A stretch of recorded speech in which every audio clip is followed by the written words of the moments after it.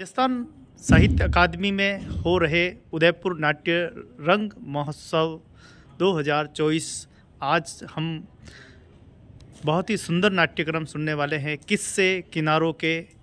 आप जानते हैं कि उदयपुर में राजस्थान साहित्य अकादमी द्वारा कलाकारों को प्रोत्साहित करने के लिए एक बड़ा कदम जो है वो उठाया जाता है। आइए हम मिलते हैं कलाकारों से। क्या कुछ कलाकारों के नाम, इस नाट्यक्रम का विशेषक क्या है, इसके कलाकार कौन हैं, किस पर आधारित है।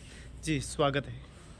तो नमस्कार, मेरा नाम अभिषेक गोस्वामी है। मैं नाटक किस्से किनारों के का निर्देशक हूँ और ये जो नाटक है वो मुख्य रूप से दलित साहित्य में जो अब तक आज़ादी के बाद से रची गई कुछ प्रतिनिधि रचनाएं हैं, उन रचनाओं का एक कोलाज है। जैसे अदम गोंडवी की कविता है, प्रेमचंद की कहानी है, अंबेडकर की आत्मकथा है और सरदार जाफरी की नज़्म है और ओम प्रकाश वाल्मीकि की एक कहानी है।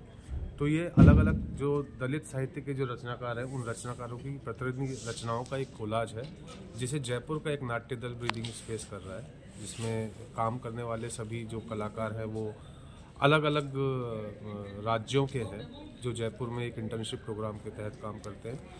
और ये जो राज्य हैं उनमें महाराष्ट्र है, झारखंड है, यूपी है, मध्य प्रदेश है, राजस्थान है।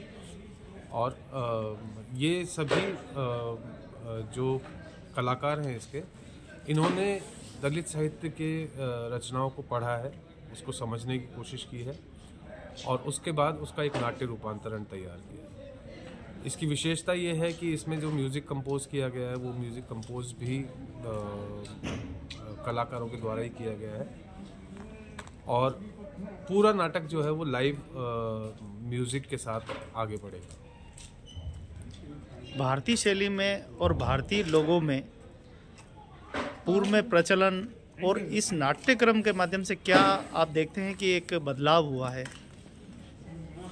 आप पूर्व में अगर देखें तो पूर्व में जो नाटक होते थे या पहले बहुत पहले जो नाटक लिखे जाते थे, उनकी कहानी जो है राजा महाराजाओं के इर्द गिर्द ज़्यादा हमको दिखाई देती थी।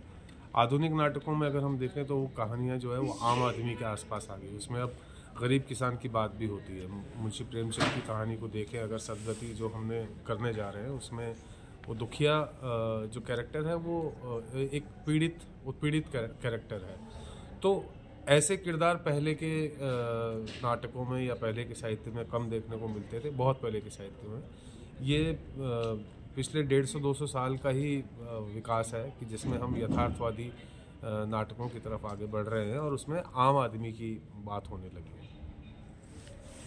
तो भारतीय परंपरा में हम देखें कि यहाँ कहीं भक्ति की बात भी हो रही है, कहीं संस्कृति की बात भी हो रही है, कहीं यहाँ पर पशु पक्षी जीव जंतुओं पर बात हो रही है। उसी में हम जो बात करने जा रहे हैं किस्से किनारों के, आखिर ये सेंटेंस क्या है और किस तरफ जा रहे हैं हम?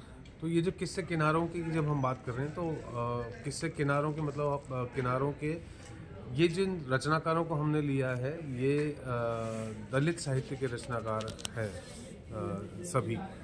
और उसमें उन्होंने जो हमारे समाज में किनारों पर रहने वाले लोगों की बात की है। मतलब एक तो मुख्य धारा होती है और एक किनारा होता है। तो मुख्य धारा की बात तो सब करते ही रहते हैं, लेकिन हाशियों पे जो लोग रह गए हैं उनकी बात कभी भी नहीं होती है। और आज भी हम देखें कि आज़ादी के बाद भी जातिगत भेदभाव या धार्मिक भेदभाव, इस तरह की बातें हमारे आसपास समाज में मौजूद हैं। तो ये दरअसल हाशिए पे जो लोग रह गए हैं, किनारे पे जो लोग रह गए हैं, उन किनारे पे रह गए लोगों की कहानियों को हम यहाँ पर सामने लेकर आ रहे हैं। बहुत बहुत धन्यवाद, बहुत ही अच्छी बात आपने बताई है। और आइए नाट्यक्रम का भी हम आनंद लेंगे, किस्से किनारों के, और हम समझने की कोशिश करेंगे कि आखिर में मानवता क्या है, संविधान क्या कहता है, और अपेक्षित और शोषित वर्ग के बारे में मुझे लग रहा है कि ज़्यादा आपने इस पर विषय किया है। हम लाइव के माध्यम से आनंद लेंगे। बहुत बहुत धन्यवाद।